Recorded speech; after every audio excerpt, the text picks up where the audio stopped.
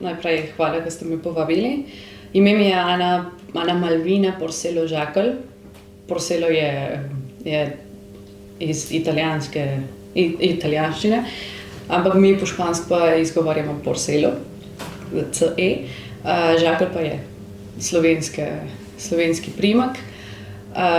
Sem se rodila v Tucumanu, to je v severu Argentine. Sem tam živela praktično celo življenje, 27 let, in potem pa se preselila sem v Slovenijo. In tukaj živim že 3 leta pa pol približno. Meni se zdi, maja bojo že 4 leta, da sem se sem preselila. Imam pa slovenske korenine, ker sta moja 2 stara starša po mamini strani Slovenca. Oba dva sta se tukaj rodila in sta se preselila, ko sta bila najstnica v Argentino. Tako so pa tam celo življenje in še živita tam v severu Argentine in večinoma družine je še tam v Argentini. Kaj pa je bil vzrok, da sta se stara starša preselila tja? Morala sta se preseliti zaradi vojne. In zakaj Argentina? Verjetno je bilo zaradi tega, ker Argentina je imela širše vrata za migrantov. To je, Argentina je sprejela cele družine, še ljudje, ki so bili starejši, ki mogoče niso imeli moči ali pa niso bili sposobni delati, kot bi rekli po špansko, fuerza de trabajo. Tako so šli najprej stari starši, ne vem, kako bi bilo. So šli najprej v Argentino in potem so družine šle v Argentino zaradi tega. So tam dobili službo, pa so novo življenje zgradili. In ja, bilo bolj zaradi tega. Ker Argentina je bila bolj fleksibilna. In takrat je tudi bila Argentina taka država, ki je imela eno lepo prihodnost, dajmo reči. Tako da, ja, to je bilo zaradi vojne in Argentina zaradi tega, ker je imela več možnosti za migrantov. To se pravi, stari starši in pa potem prastari starši in pa stari starši so bili še rojeni v Sloveniji in so se tja preselili, emigrirali po koncu druge svetovne vojne. V kateri kraj pa so prišli? Najprej so prišli vsi v Buenos Aires. Večinoma so šli v Buenos Aires in večinoma so ostali v Buenos Airesu, kjer je največje mesto, glavno mesto Argentine. Tam so veliko novih domovih so sestavili in te skupnosti, pa šole in tako naprej. Je pa tako, da leta kasneje so pa se preselili, stara starša sta se preselila v sever tudi zaradi službe. In čeprav niso imeli namena tam ostati dlje časa, je bil nekako kot začasno. Življenje se je malo spremenilo, so pa tam ostali še dan danes, tam živite. Ampak prvo mesto je pa bil Buenos Aires. Ne vem glih pa katero v Buenos Airesu, kje so bili. Ker sem celo življenje bila v Tucumanu in mogoče po imenu mesta mi kaj zveni, ampak ne vem pa glih, kje so oni bili. Družina starih staršev je bila precej številčna. Ja, precej. To je stara starša, to je Jože in Jožejka. Ona dva sta imela 10 otrokov, 5 punc pa 5 fantov. Tako je bila precej velika družina. In ko sem že omenila, večinoma še živi v Tucumanu, ampak tudi pa imamo tako tete v Španiji ali pa v jugu Argentine, ne samo v Tucumanu. Je pa velika družina. Zdaj od teh 10 otrokov imajo vse skupaj 28 vnukov. Jaz sem najstarejša in najmlajši je danes 4 leta. Tako imamo od vseh starosti tam vmes. Stara starša sta nekako bila ena redkih družin slovenskih v Tucumanu. Ja. Koliko je bilo še teh družin približno? Približno enih 6-7, če se ne motim, so se preselili v Tucuman zaradi službe. Ne? Vse te, ko so se moja stara starša in 5 otrokov so se preselili v Tucuman, so se enih 5-6 drugih družin, če se ne motim, zaradi te iste službe, ko so odprli Oblak, če se ne motim. So oni odprli eno tovarno in so tudi vse te delavce povabili, da bi živeli tudi v Tucumanu. Jaz bi rekla enih 5-6 drugih družin, ki potem, ko se je ta tovarna zaprla, so večinoma se vrnili v Buenos Aires, ampak so pa v Tucumanu ostali enih drugih. Naprimer, Draxlerjovi, so tudi oni tam ostali v Tucumanu. Nas pa ni veliko. Pa kljub vsemu se je ustanovila neka slovenska skupnost, tudi med temi 2-3 družinami, ki so ostale. So pa še prej, ne? Ko je bila ta tovarna tam, pa so vsi skupaj živeli, so imeli eno majhno slovensko šolo, so se učili, in tam je vse bilo slovensko. Doma se je govorilo samo slovensko. Se je to zgodilo, naprimer, ki moja mamica, ko je ona začela 1. razred v osnovni šoli, ona ni znala španščine. Ona je samo slovensko govorila. Tako je, ko je prišla v šolo, ni nič. Razumela se je morala čisto iz nule naučiti.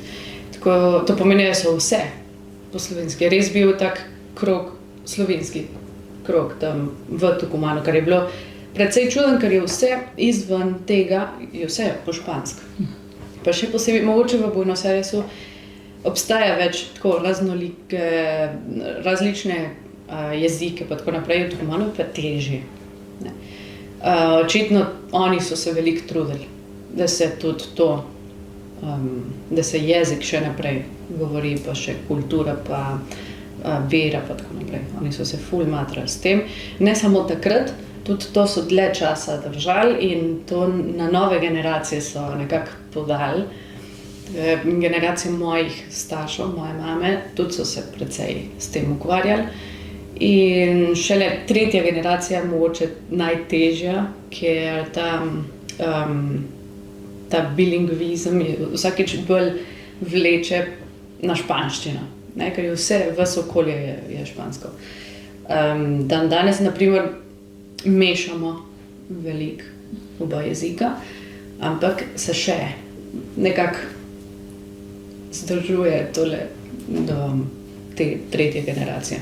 Je pa tako, da takrat, čeprav jih je bilo malo, so se s tem ukvarjali kar precej časa, pa veliko dela, pa veliko truda in veliko volje so investirali.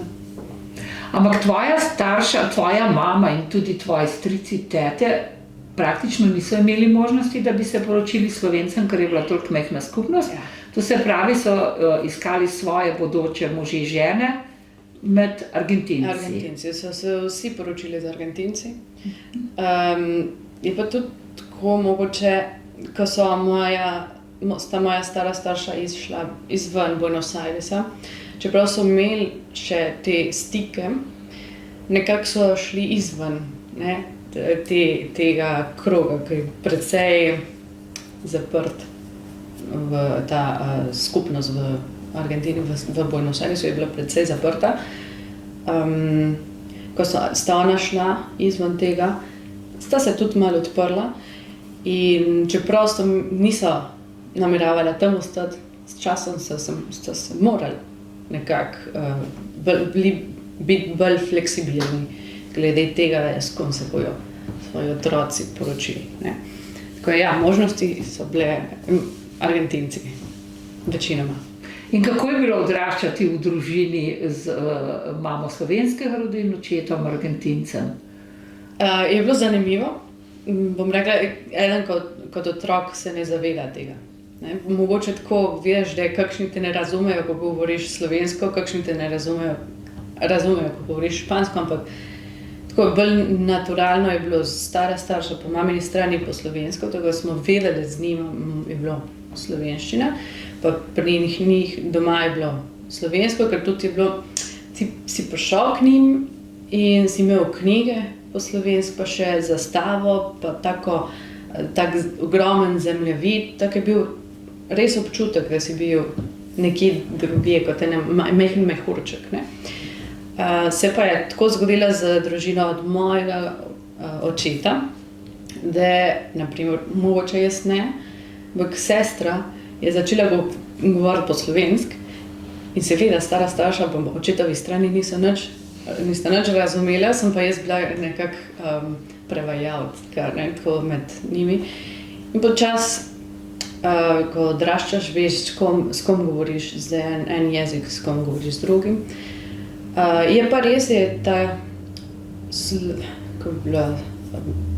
da smo imeli vso to zgodovino, družinsko zgodovino, je vplivalo v našo identiteto. Vsaj jaz tako čutim, ker za nas je bilo res normalno, da smo dva jezika govorili, da je naša stara starša so nam zmeraj o Sloveniji govorili, ja, kot če bi bilo mogoče nekaj bolj fantasy, tako nekaj zelo daleč, ampak da obstaja, ne? Da smo imeli nekaj posebnega, če primerjam z drugimi, ne vem, sošolci, tako, mi smo imeli nekaj posebnega. Ni bilo to nikoli ena težava, jaz bi skoraj rekla, da bi bilo nekaj, ena prednost, pa je tako nekaj zanimivega, da ti lahko poveš, moja stara starša nista Argentinca, ne, sta Slovenca, pa govorita drugi jezik, pa tako naprej. Mogoče je tak kontekst bil, da je to nekaj bilo zanimivega. V Tucumanu, ko sem rekla, ni take, toliko migrantov, obstajajo seveda, ampak bi pričakovala več v Buenos Airesu, ne toliko v severu Argentine. Je bila ena lepa izkušnja in še to, mogoče jaz se nisem zavedala tega, dokler sem prišla na univerzo, pa so mi profesorica ena mi rekla, a si ti del slovenske skupnosti? Ja, sem rekla, ja, seveda, ker ni bilo nič čudnega zame, pa rekla, dej, s tem se ukvarjaj, ne, ker to je res nekaj res zanimivega, pa res ima tako vrednost, kjer je ona tudi ugotovila, ko ona se je tudi s tem ukvarjala, kot migranti v Tucumanu, da slovenska skupnost je še nekako zaprta. Je težko, da te pustijo not. In jaz kot del te skupnosti sem imela to prednost, da sem lahko se s tem ukvarjala. Tako da šele takrat sem jaz imela občutek, kako je to pomembno, kako je rečemo čuden v tem kontekstu iz Tucumana se tako odraščati. Tvoj vsakdan je potekal v španskem jeziku ali tudi kaj v slovenskem znotraj tvoje družine? Moje družine, odvisno. To je bilo, če smo se z mojo mamico pogovarjali, to je bilo po slovensko. Seveda smo mešali. Ogromno, vsakeč še več mešamo, ampak je bila slovenščina, potem pa z očetom pa je vse po špansko. Ko je bil on prisoten, je bila španščina. Je pa tako, da naprimer, tako je že naturalno, da je z mojo mamico najprej se po slovensko pogovarjamo in če moramo se po špansko pogovarjati, pa ne vem, čuden občutek, ne, nekaj to ni naturalno, ne, ni normalno, ni naravno. Ampak je bilo tako malo mešano, odvisno, če je bil moj oče prisoten ali ne. In tudi odvisno glede teme, ne, ker mi smo se lahko pogovarjali o stvari, ki so zelo povezane z družino ali pa z domom, z hišo, tako, ampak ko je nekaj bilo izven hiše, je pa bilo po špansko, ker so nam zmanjkali izrazi, besede. Smo začeli, mogoče smo cel stavek, vse, kar je osnovno, smo po slovensko, ampak te besede, naprimer, glede birokracije, glede šolanja, pa tako, smo vmes španske izraze. Tako je ful odvisno, s kom pa o čem smo se pogovarjali, je pa to mešanca.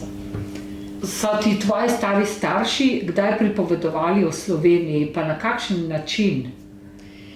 Ja, zdaj, to je bilo stalno. Mogoče niso me usedeli pa se mi povedali, ampak stalno je bila Slovenija prisotna. Jaz sem imela tak občutek, ko sem že omenila, da je bilo nekaj res daleč. Tako, ko nekaj bi jaz želela spoznati, ki se od tam prihaja ta moja stara starša. Ampak je bilo res nekaj zelo, zelo skrivnostnega mogoče. Ja, jaz zmeraj pravim, to The Lost Paradise, ne? Tako izgubljeni raj. Jaz sem imela tak občutek, ker mogoče so oni mi to pripovedovali, da so morali izven Slovenije, da niso imeli možnost, ker je bilo ali to, ali izgubiti svoje vere, ali te uničijo, ne. Tako nekako so oni bili prisiljeni oditi iz Slovenije in so imeli ta občutek, da so izgubili nekaj, ali vsaj tak občutek sem jaz imela. In sem odraščala s to idejo, ne? In ko sem prvič prišla samo v Slovenijo, je bilo tak pozitiven šok, dajmo reči, ko sem končno imela možnost poznati to državo, odkot prihaja ta moja stara starša, ne? Sem imela tale občutek. In seveda, ko sem prvič prišla 10 let nazaj, je bilo vse lepo. Pa sem še maja, junija prišla, je bilo odličen moment leta. In je bilo končno kot uresničiti eno sanje, da se tako reče. Da, vsaj zame je bilo tako. Ampak ja, Slovenija pa družinska zgodba je bila stalno prisotna. Mogoče ne na detajle. Te detajle, te podrobnosti pa znajo bolj moje tete pa moji strici. Ne? Mi, mogoče tretja generacija, malo izgubljamo te na podrobnosti od te zgodovine, družinske zgodovine, ampak osnovne stvari pa nekako so bile zmeraj prisotne, pa so nam večkrat povedali, pa kakšno je bilo življenje tukaj, oni, kako so se čutili, kako je na primer živela moja babica tukaj v Ljubljani, kako je star oče pa je živel v Šentjoštu, dva različna življenja, kako je bilo njihovo otroštvo pa tako naprej. To je večkrat so nam o tem pripovedovali. S kom si prišla najprej prvič v Slovenijo? Pa na pobudo koga? Prvič v Slovenijo sem prišla z babico in s sestro. Tako nas je bilo 3. Bi bilo malo na hitro, ker jaz sem bila na univerzi, pa predstavljali so eno knjigo o pradedku. Meni se zdi, je ta knjiga tam, kjer je Marko Vombergar organiziral, če se ne motim, bila tista. Ali ne. Eno knjigo pradedka so predstavljali in nismo vedeli, oziroma babica ni bila še prepričana, če bo prišla ali ne. In en mesec prej so se odločili, da bojo. In moja mamica me je vprašala, a bi ti šla v Slovenijo in bi manjkala na univerzo, na faks en mesec? Jaz sem rekla, ja, seveda. Sploh ni treba spraševati to. Tako da sva s sestro in z babico sva prišla 2015. In ja, tako maja, junija. Bolj zaradi tega in za me je bilo, sploh ni bilo dvoma, da bi, ja, valjda bom šla za spoznati državo, ne. Ja. Takrat bi bilo. In kot praviš, ta občutek je bil lep. Ja, to je bilo pustolovščina zame, lepo je bilo. In čuden po en stran, ker mi smo govorili, na primer, slovenščino doma in stopiš ven, pa je bilo vse po špansko. In tukaj je bilo čisto obratno. Tako smo hodili po cesti, je bilo kot, vsi tukaj govorijo slovensko, ne vem, je bilo res čuden občutek. In nekako spoznaš, ne, tako osebno, vse te kraje, vse te, ne vem, osebe ne, ampak kraje, kjer so oni odraščali, pa smo večkrat samo slišali omeniti. Za nas je bilo samo imena, ne? Ok, te Ljubljana, pa ne vem, ja, Šentjuršt, seveda, ali Krvine, pa tako naprej. Samo po imenu. Ni bilo samo ena ideja in končno, ko smo prišli, sem je bilo, ok, konkretno, kje je, kaj je, kako se počutiš tam, pa tako naprej. Je bilo lepa izkušnja je bila. Res pozitivna. In je tudi bila moja prva izkušnja izven Argentine, tako je bilo kot komplet. Je pa bilo. Si že mogoče takrat začela razmišljati, da bi prišla enkrat za dalj časa? Konkretno v Slovenijo ne, ker v resnici zdaj, ko sem se sem preselila, tudi nisem imela namena tukaj ostati. Je bilo nekako, ok, grem pa probam. Sem pa želela izven Tucumana, to pa seveda, to je bilo fiksno, da sem hotela izven Tucumana. Ampak v Slovenijo ne, nisem imela kot načrt se sem preseliti. Je pa tako bilo, jaz sem najprej preko faksa sem se predstavila za eno štipendijo v Nemčiji. In od Nemčije sem potem eno drugo štipendijo tukaj v Sloveniji dobila. In takrat sem rekla, ok, so se zgodili nekatere stvari tam vmes in sem vzela to kot ena signal, kot bi rekla, da moram tukaj. Ne, da moram tukaj stati, ampak da je lahko, da to je možno, da probam, kakšno je življenje tukaj. Namen, da bi se sem preselila, nisem. Konkretno nisem imela. Bilo malo bolj življenje, kako te pele po kakšnih smeri, kakšnega ne pričakuješ. Potem še jaz mogoče malo bolj natančno pomislim, kakšne, kako se rečejo, decisions. Odločitve. Ja, odločitve. Te nekako pelejo, ne? V eno smer, pa ne v drugo. In jaz sem imela kakšno odločitev, da bi bilo logično, da sem tukaj danes, ampak nisem pa tako konkretno se želela sem preseliti. Kakšna je bila razlika med bivanjem v Nemčiji pa potem kasneje v Sloveniji? Tukaj sem se boljše počutila glede jezika, ne?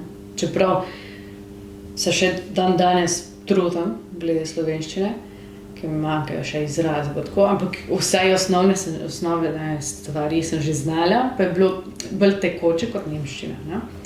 In tukaj sem tudi, nisem, da bi jaz poznala ljudi, ampak so moja dedka, moja stara starša sta poznala in nekako oni so mi tudi odprli vrata, pa so naredili, da je vse lažje. Tako da je kontakte. So mi ful pomagali, naprimer, najti stanovanje, pa službo, pa tako naprej. Ne? Če sem jaz kaj potrebovala, ok, ja, tukaj ti lahko pomagam, informacije, sam moraš iti. Glede tega je bilo lažje. Nisem pa tako imela, v Nemčiji nisem imela takega občutka, kakšen je življenje tam, ker sem se tudi, nisem bila sama, sem bila z eno prijateljico iz Argentine, tako smo se držali skupaj. Nisem imela glih direkt kontakt z Nemci.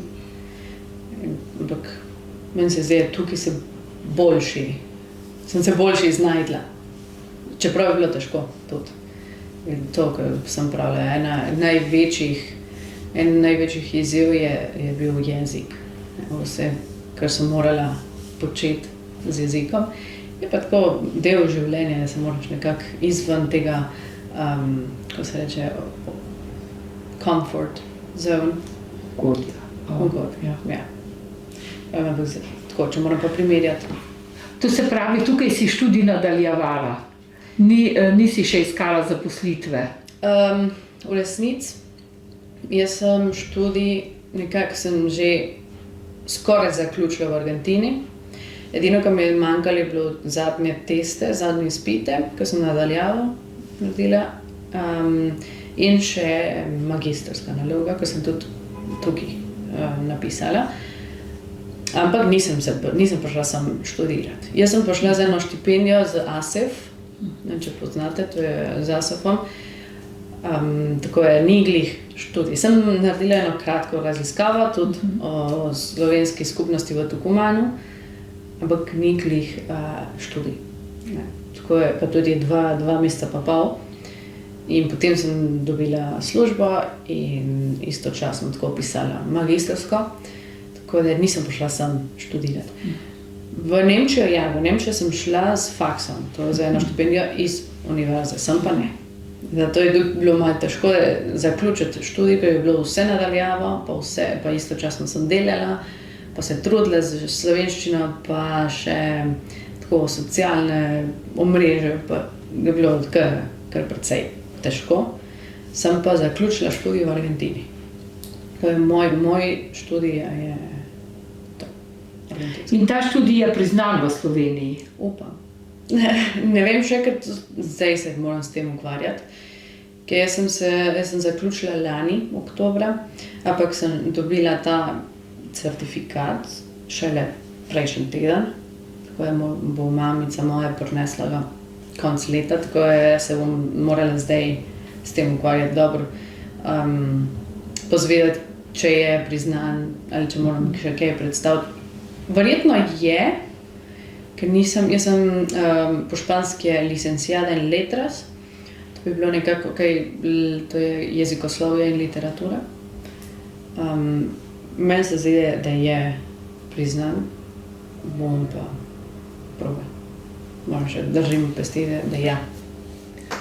Kateri so bile pa izzivi ali ovire ob tvojem prihodu tukaj? Kje si čutila največji manko, primanjkljaj? Mogoče kaj bi lahko tudi država storila več, da bi bil ta prihod lažji, odločitev za življenje tukaj, da bi kje bi se dalo? Najlažje. Jaz, ker nisem imela namena se sem preseliti, nekako je bilo vse improvizirano. Ampak vem, na primer, da moja teta, ki se je istočasno sem preselila, ampak na koncu se je preselila v Španijo. Ona je imela kar precej težave za dobro službo najti, na primer. Pa tudi ona slovensko govori, pa ima državljanstvo, pa vse naprej. Tako da je kar težko najti eno službo. In fakt, tista služba, ki je imela, je bila precej zahtevna, glede časa, pa glede psihično, pa plača ni bila glih najboljša. Ima pa 2 otroka, ki so morali v šolo, hoditi v šolo, tudi za njih je bilo težko zaradi slovenščine, ker je tako osnovna, eden je bil šel na osnovno, drug pa v srednjo šolo, srednja je bila kar zahtevna. Je bilo mogoče ta proces, da se prilagodijo, ni bil glih najlažji. In skoraj bi rekla, da je bolj zaradi tega so se na koncu odločili, da bojo šli, da so drugam se preselili. Kar je žalostno, ker vsa njihova moč pa volja zdaj gre drugam, ne? Ampak vem, da je zanjo bilo težko dobro službo najti in za bratranca pa tudi, da se prilagodite na...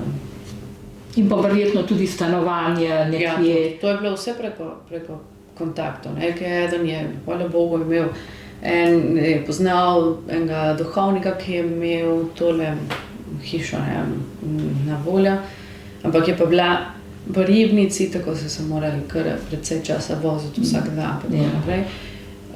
Ni bilo lahko. Nam tudi so pomagali tako kontakti, ne, znancev tega pa tako naprej.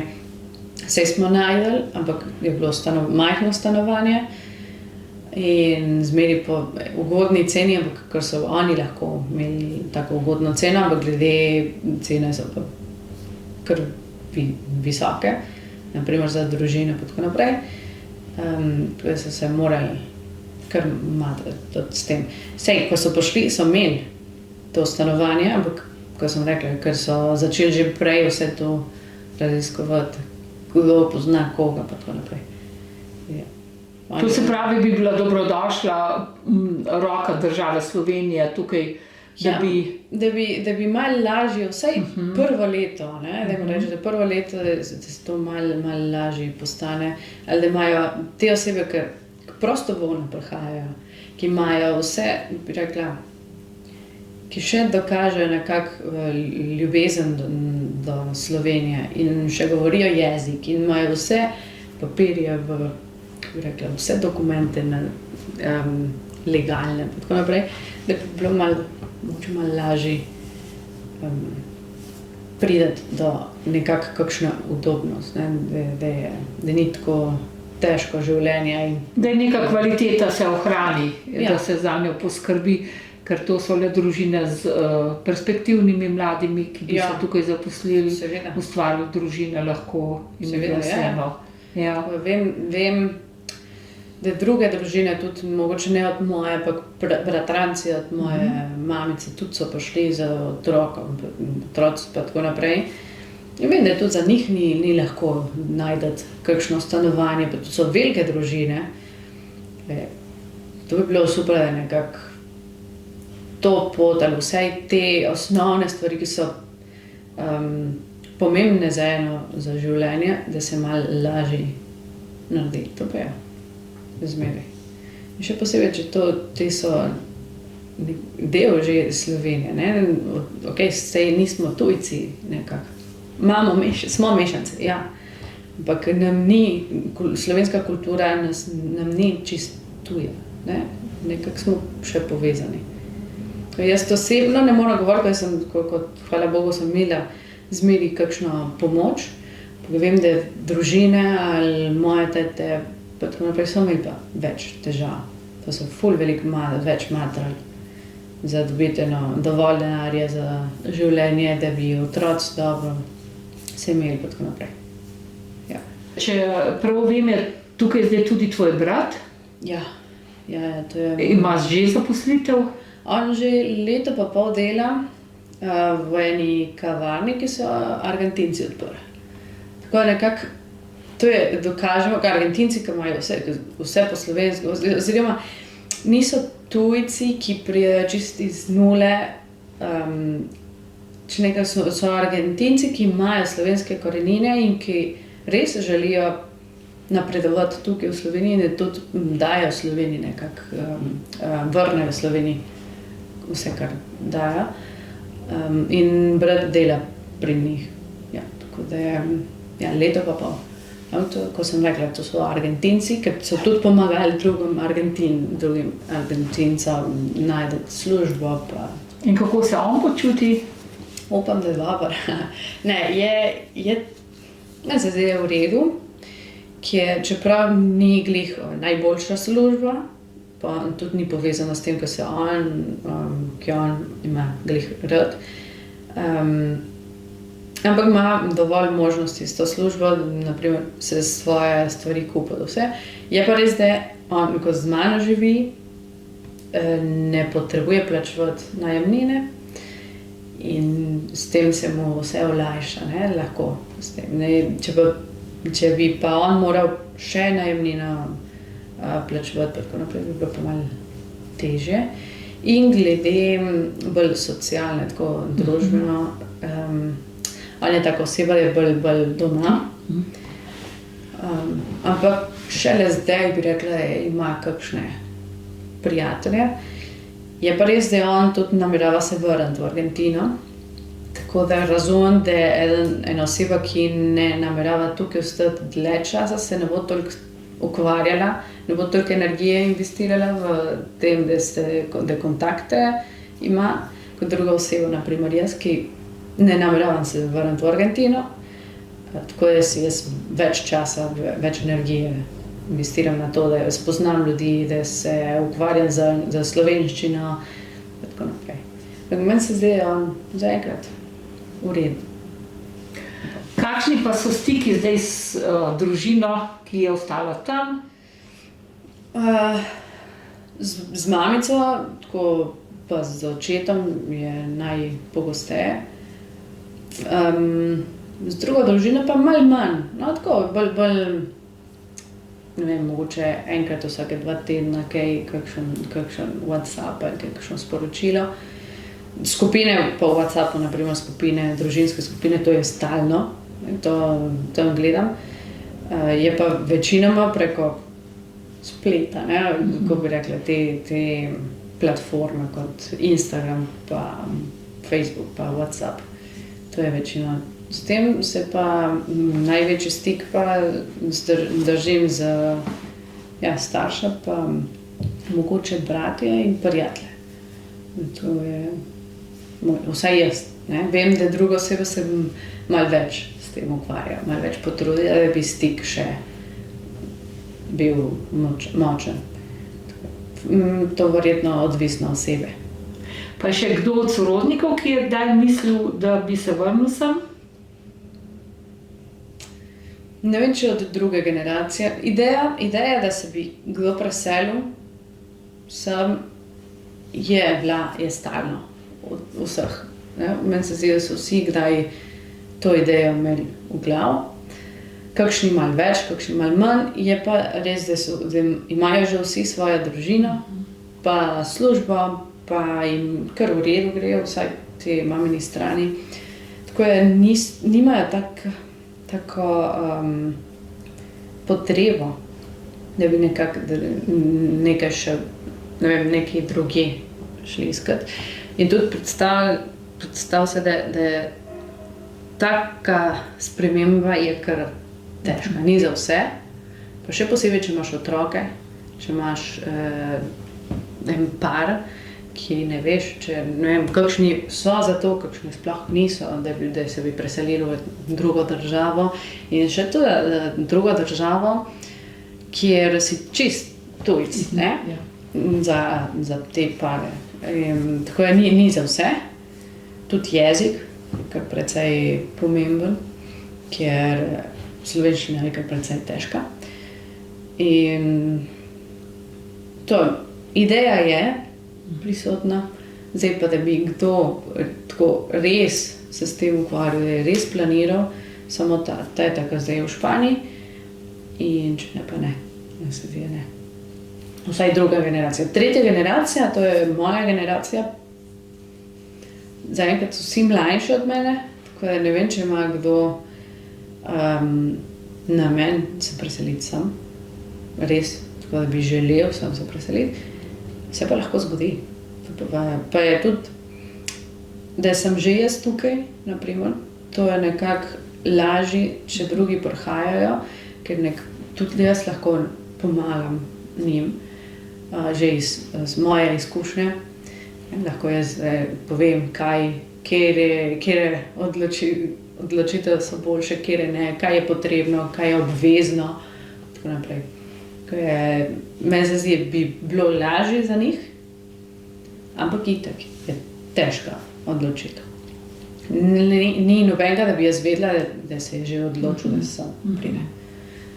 Se pa lahko zgodi. To se pravi, tukaj bi bil vsekakor dobrodošel nek urad, kjer bi se vse te informacije nudile. Da nekdo, ki pride, karkoli ga zanima glede šolanja, zaposlitve, stanovanja, socialnega okolja, da nekje dobi informacije, kam se naj obrne, kaj potrebuje, ne da vsak sam odkriva.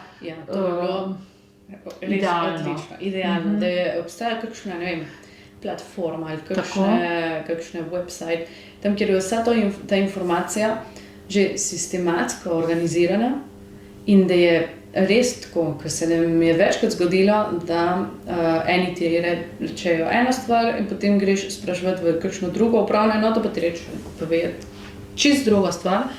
Tako je sploh ne veš, komu verjeti, kaj je res.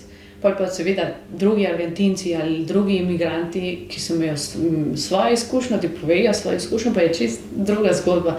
Tako da bi bilo res, to je priznam, to bi bilo super. Tudi zame, ne, ker so stalno kakšen nov proces. Naprimer, ko sem morala to vozniško. Ne, pa sem vprašala ene, pa je šla ena stvar povedala, pa sem šla v drugo upravno enoto, pa sem jim druga informacija, pa kakšenkrat ne vejo. Ali pa za sestra se je se je odjavila od zdravstvenega zavarovanja in od te zdravstvenega, ki so imajo tukaj v Ljubljani, niso mi znali povedati, kako da se ona odjavila. Tako so me poslali nekam v Ribnico, pa ko sem jaz klicala, ne, v ta center za clients. Sem klicala, pa sem rekla, ne, zakaj pa bi šla v Ribnico, če to, ki lahko to vse preko spleta uredijo. Tako je, vse te stvari mi je bilo super, če je... In verjetno tudi neka finančna spodbuda za, bom rekla, mogoče prvo leto, da si človek lahko potem umiral. Vsaj, kakšno stabilnost. To je bilo odlično. Vsaj, ne podpiram, da je država za stalno pomaga. Ne, ker to verjamem, da ni namen. Vsaj prvo leto pa bi bilo super, da vsaj imaš čas najti kakšno službo, da se malo kakšno stabilnost dobiš in potem že sam lahko začneš hoditi. Ampak te prve korake so najtežji. Ker to ti nočeš, vsaj ljudje, ki jaz poznam, ne pridejo sem z namenom, da bi Sloveniji jemljali stvari, pa resources, pa tako naprej. Ne, jaz prijemo, da bi boljše življenje za nas, ampak smo pa, imamo voljo delati za to. Ni da prijemo, da mi država vse plačuje. Vsaj te ljudi, ki sem jaz poznala. Ne?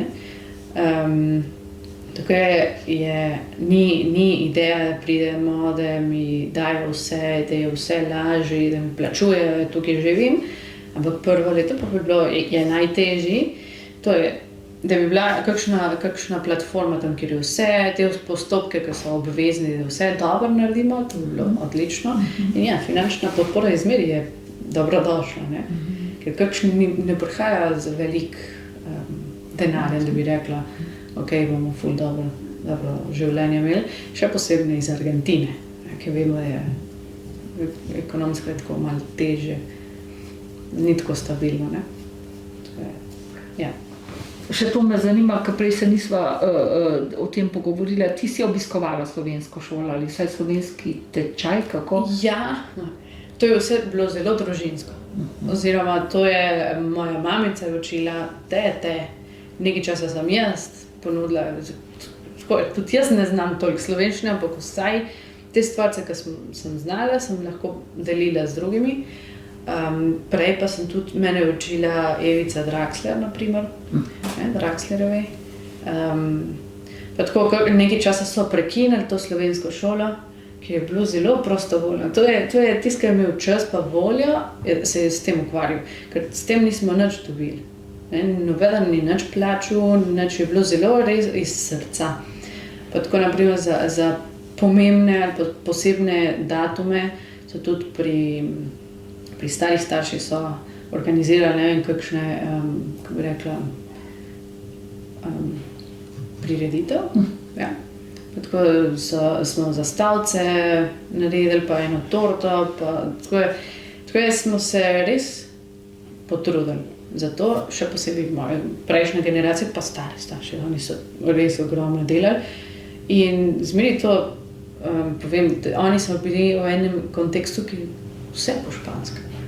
Niso nič dobili, res zaradi ljubezen državi so to delali. S tem, ko so oni imeli, ker zraven so še imeli službe, pa še otroke, pa še tako naprej. To je, zmeri poudarjam to, ker nismo imeli kakšne inštitucije tam, da so vse lažje naredili, ne? Da je že vse sistematsko, to je bilo res. Ok, kaj znam jaz, kaj imam, te knjige, ki mogoče so stare 50 let, ampak s tem sem kaj izmislila, ker to je tisto, kar imam, pa hočem, da se to nekako napreduje. Jaz osebno sem imela slovensko šolo s Evico Draxler, ko sem bila otrok in potem to se je prekinilo in potem je moja mamica začela znova, ker to pa je res, da iz Slovenije so imeli so ponujali te kratke tečaje tukaj v Sloveniji za profesorje, za učitelji slovenščine v tujini. Tako je takrat moja mamica pošla, pa so ji dali ogromno knjig pa to. In ona je nadaljevala ta tečaj v Tucumanu. ne samo za Slovence, ampak tudi za kjerokoli osebo, ki bi jih rada malo se učila slovenščino. Potem je tako vsakič težje. Postane, ker nimamo en prosto. Ne? To je ponavadi bilo v hiši od moje babice in ko že ona dva sta že starejša, je težko takrat in vsak ima svoje življenje. Vem, da je vsakič težko, ampak je težje. Ko sem pa jaz bila otrok, pa smo imeli to slovensko šolo v sobotah ali petkih za 1 urico. Tako da ni bilo big deal, ni bilo ogromna stvar, ampak so pa. Kaj pa slovensko bogoslužje? Ste imeli takšno mašo v slovenščini? Tam v Tucumanu so ti bratje Urbanč, ki ona dva sta duhovnika. Tako je verjetno enkrat na leto so imeli to, naprimer za Božič.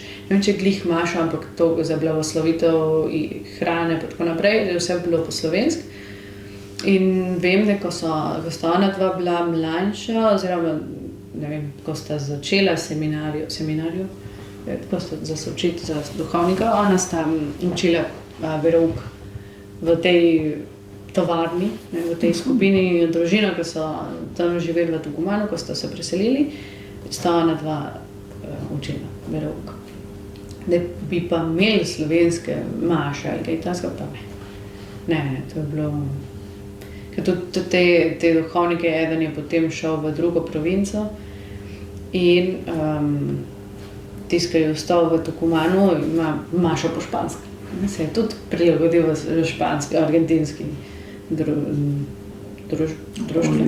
Ja, okolju. Vem pa, da imajo te blagoslovitev za Božič in Veliko noč. Te stvari pa še obstajajo po slovensko. Ja. Se pa očitno težje vsak. To je normalno, ne? Iz sociolingvistike se ve, da je že 3. generacija vsakič težje. Se še kaj. Imamo še kaj slovenščine tam. Iskrena hvala za vse tvoje besede, tvoje razmišljanja, tvoje doživetja, zelo bogata. Tako da se ti zahvaljujem. Hvala vam, ko se s tem ukvarjate, res. Eden bi rekel, da ni pomembno, ampak je. Kot oseba, ne, ker to živi. Kakšenkrat se ne priznam, koliko je to pomembno. Pa kako je to pomembno, da se te stvari nekako opisuje, da obstajajo nekje konkretno. Hvala vam, da se s tem ukvarjate in da ste me povabili sem. Z veseljem.